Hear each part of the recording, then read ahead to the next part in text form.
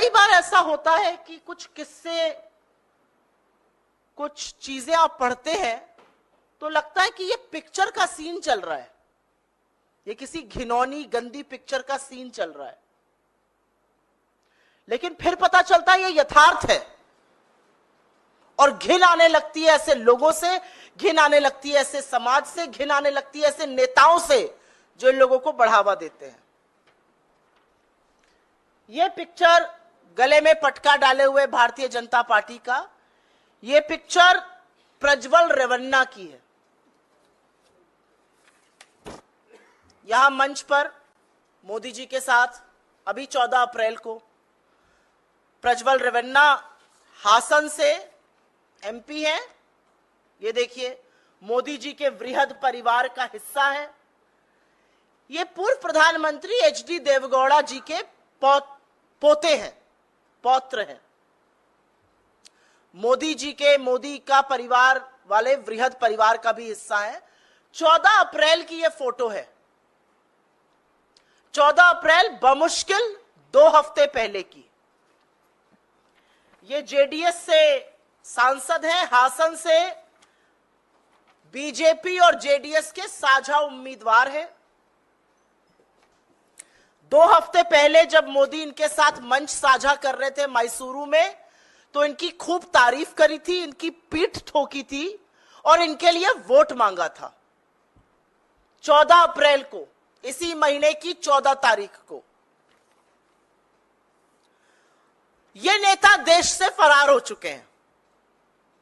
और अगर आप इनके जघन्य अपराधों को सुन लीजिएगा तो दिल दहल जाएगा। और एक औरत होते हुए थोड़ी बोलने में भी शर्म आती है। सैकड़ों महिलाओं का जीवन तहस नहस करने के बाद यह आदमी देश छोड़कर भाग गया है। इस आदमी के हजारों पॉर्न वीडियो वायरल हैं, हजारों पॉर्न वीडियो। और उस पॉर्न वीडियो में ये हर उम्र की औरत के साथ जोर जबरदस्ती करता हुआ दिख रहा है। ये हर उम्र की औरत का यौन शोषण करता हुआ दिख रहा है। उनकी असहमति के बावजूद। और इसमें इसके घर पर काम करने वाली महिलाएं हैं, पार्टी की कार्यकर्ता है, पार्टी की सांसद है, जिला पंचायत की सदस्य है, यहां तक कि एक 63 साल की घर पे काम करने वाली महिला जो हाथ जोड़ के कह रही है ऐसा मत करो। यह रिकॉर्डिंग ये खुद करके, और एक पेन ड्राइव में इनकी सारी रिकॉर्डिंग मिली है। क्या मोदी जी इसकी दरिंदगी के बारे में जानते थे या अनभिज्ञ थे? नरेंद्र मोदी इसके यौन कृत्यों के बारे में पूरी तरह से जानते थे। उनको हर बात का पता था। उनको पता था कि इसके हजारों अश्लील पॉर्न वीडियो है जहां पर इसने औरतों के साथ जघन्य यौन उत्पीड़न का काम किया है, सैकड़ों औरतों की जिंदगी बर्बाद करी है, उसमें हर उम्र की महिला शामिल है। बुजुर्ग 63 साल की काम करने वाली घर पर से लेकर सांसदों और कार्यकर्ताओं तक सब पता था नरेंद्र मोदी को। सब पता था 14 अप्रैल को जब वो मिल रहे थे, सब पता था जब उसको अपना साझा उम्मीदवार बना रहे थे। प्रधानमंत्री को इस बात का जवाब देना पड़ेगा कि किस हैसियत से, क्या सोचकर आपने इतने घिनौने दरिंदे को अपना साझा उम्मीदवार बनाया। और हर बार आप महिलाओं के खिलाफ अपराध करने वालों के साथ ही क्यों खड़े होते हैं? प्रधानमंत्री चुप रहेंगे। देश की महिला बाल विकास मंत्री, जैसा कि आप सब जानते हैं, मौन धारण कर लेती हैं। महिला सुरक्षा, महिला अपराध का कोई भी मुद्दा हो, वो सिर्फ एक मुद्दे पर बोलती है और वो आप सब मुझसे बेहतर जानते हैं। और देश का महिला आयोग, रेखा शर्मा, जो चश्मा उतारेंगी नहीं क्योंकि चश्मे से बीजेपी और घटक दल के कोई अपराध नजर नहीं आते, उनको तो मानो सांप सूंघ गया है। नोटिस पे नोटिस, नोटिस पे नोटिस, नोटिस पे नोटिस भेजेंगी विपक्ष को। लेकिन भाजपा के कुकृत्यों को, भाजपा के घटक दलों के कुकृत्यों को, इतने जघन्य अपराधी का कोई संज्ञान नहीं लिया जाएगा। नील बटा सन्नाटा। तो अगर इस दरिंदे से घिन आती है, उससे ज्यादा घिन उन लोगों से आती है जो इसको संरक्षण देते हैं। लेकिन क्या ऐसा पहली बार हुआ है? क्या ऐसा पहली बार हुआ है कि नरेंद्र मोदी ने उन लोगों का साथ दिया है जो महिलाओं का शोषण करते हैं? बिल्कुल नहीं। कुलदीप सिंह सेंगर की गिरफ्तारी तब हुई थी, जो दोषी पाए गए थे हत्या और बलात्कार के, गिरफ्तारी तब हुई थी जब इलाहाबाद हाई कोर्ट को बोलना पड़ा था, चिन्मयानंद पर कोर्ट को बोलना पड़ा था। सोनभद्र के विधायक रामदुलार गोंड जो पॉक्सो में नाबालिग के रेप के दोषी पाए गए, उनको टिकट तब दिया था जब उनके ऊपर पॉक्सो का मुकदमा चल रहा था। चाहे वो उत्तराखंड की अंकिता भंडारी हो, चाहे वो गुजरात की बिल्किस बानो हो, और चाहे वो दिल्ली में बैठी हुई सबसे होनहार बेटियां हो जो यौन शोषण का आरोप लगाती हैं, उनको बूटों के तले रौंदा जाता है। लेकिन आरोपी को मोदी जी गोदी में बिठाकर संरक्षण देते हैं। आज तक उसका टिकट नहीं काट पाए हैं। और मैं बृजभूषण शरण सिंह की बात कर रही हूं। हर बार आधी आबादी के खिलाफ जघन्य कुकृत्य करने वालों के साथ नरेंद्र मोदी क्यों खड़े होते हैं? हर बार वो चुप क्यों रहते हैं? हर बार स्मृति ईरानी और महिला आयोग को सांप क्यों सूंघ जाता है? और मैं आपके माध्यम से आपके सीनियर मूर्धन्य पत्रकारों से भी सवाल पूछती हूं, क्यों है इतना सन्नाटा? कितने शो हो रहे हैं इस पर? कितनी टिप्पणियां लिखी जा रही हैं पेपर पर?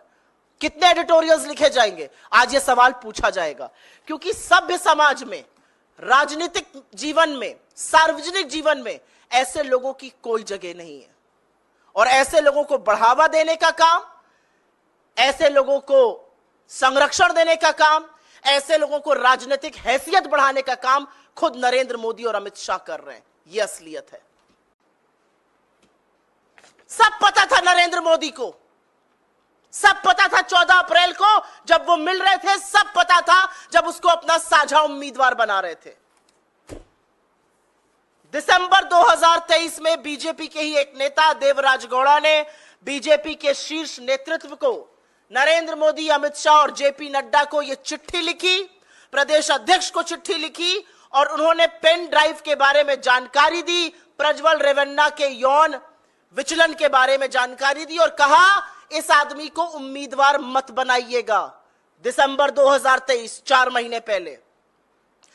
11 जनवरी 2024 को देवराज गौड़ा ने प्रज्वल के खिलाफ बीजेपी आला कमान को लिखा था। उसके बाद उन्होंने प्रेस वार्ता की, सार्वजनिक किया इस सारी बात को, और बताया कि ऐसा आदमी है, इसके ये कुकृत्य है, ये बातें सामने आई हैं, इसको टिकट नहीं देना चाहिए, इसको उम्मीदवार नहीं बनाना चाहिए।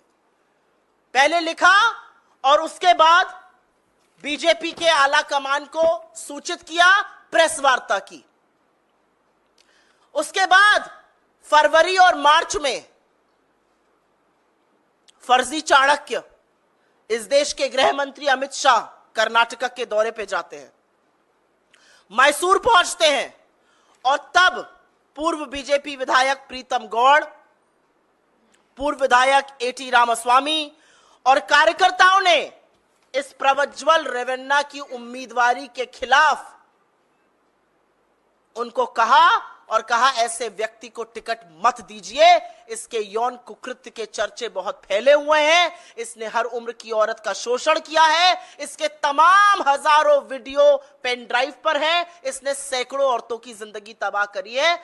मार्च तक अमित शाह से मिलकर बीजेपी के पूर्व विधायकों ने, उनके नेताओं ने मैसूरू में यह बात कही।